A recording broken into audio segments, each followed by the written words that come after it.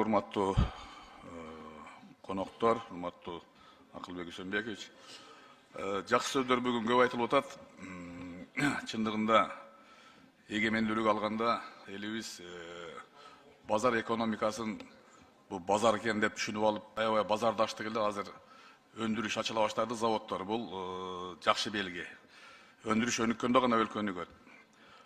Бирок сиздин командаңызда дагы чечилбеген маселелер эки тармакта аябай көп. Бири билим берүү тармагы, экинчиси саламаттык сактоо тармагы. Ошол эки тармакка көңүл бурсаңыздар. Мына мен өткөндө комитетте маселе көтөрдүм эле. Бир канча сын пикирлер аябай көп түштү.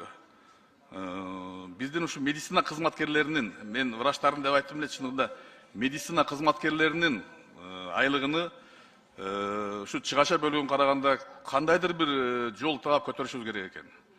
Өзгөчө ушул медсестралар, жанагы райондордогу врачтар аябай көтөрүлдү деп айтты урматтуу министрибиз. Бирок ошону мен ойлойм, жалпы көтөрүүгө убакыт келди дейм.